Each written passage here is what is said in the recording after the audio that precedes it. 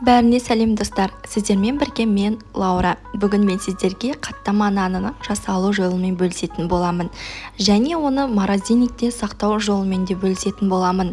Арнама тіркелмеген болсаңыздар, тіркеліп, лайк баса кетіңіздер.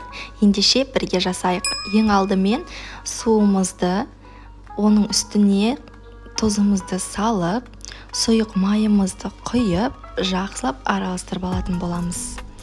Одан кейін үстіне ұнымызды салып, жақсылап қамыр илейтін боламыз. Яғни бізде қамырымыз қатты қамыр дайын болып шығуы керек.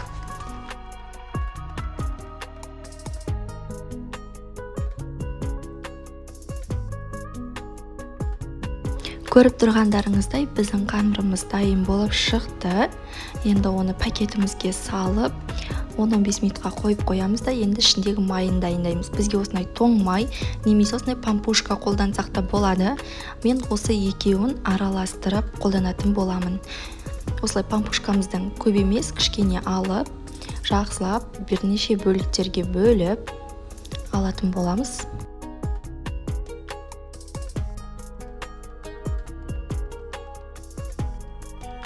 Одан кейін осындай тоң майымызды да бірнеше бөліктерге бөлетін боламыз. Бұл бізде тез еруі үшін қажет болады.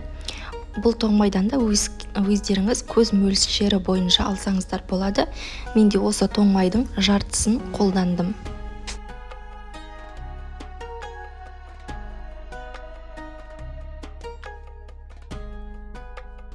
Ал енді дайын болғаннан кейін екеуін араластырып, газда жақсылап ертіп алатын боламыз.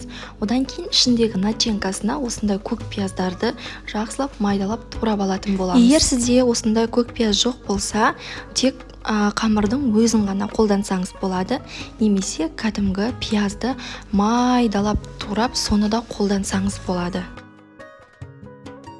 Начинкамыз дайындап болғаннан кейін қамырымызды алып, екі бөлікке бөліп, жақсылап ұзбаламызды жасап, тағы да қойып қоятын боламыз. Енді қамырымызды жайып бастайтын боламыз.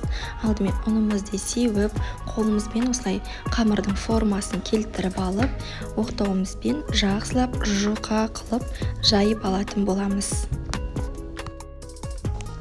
Енді жайып болғаннан кейін еріп тұрған майымыз қатты ыстық күйінде қамырға жақпаймыз, ол бізде қамырымызға сіңбей қалады.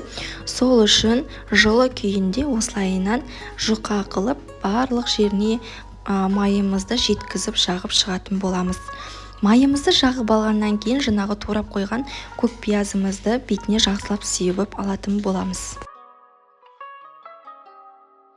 Енді оқтауымызға қамырды осылайынан мантының қамыры сияқты орап, ортасынан осылай пышақтың көмегімен кесіп алатын боламыз.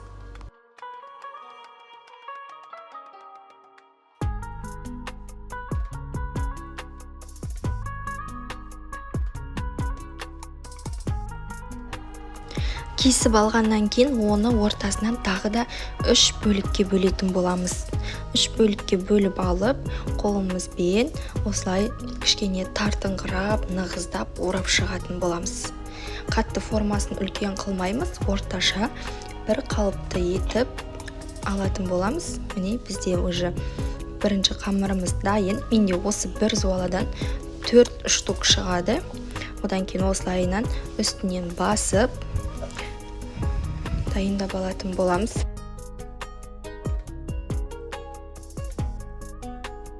Енді дайын болған қамырларымызды холодильникке 10-15 минутқа қоятын боламыз. Ішінде май болғаннан кейін еріп кетуі мүмкін, сол үшін холодильникке қойып алған абзал. Одан кейін холодильниктен алғаннан кейін осылай бірінші сразу оқтаумен жаймай, қолымызбен формасын келтіріп алып, одан кейін ұнның көмегімен оқтауымызбен бірге жайып шығатын боламыз.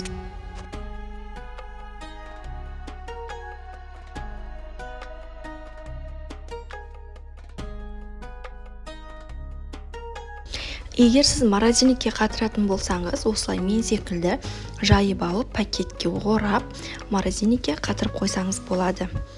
Одан кейін қызып тұрған тапамызға майымызды құйып, осылай қамырларымызды кезекпен кезек салып, екі жағын қызартып пісіріп алатын боламыз. Біздің қаттамаларымыз осымен пісіп шықты. Сіздер де міндетті түрде жасап көріңіздер. Өте керемет болып шығады.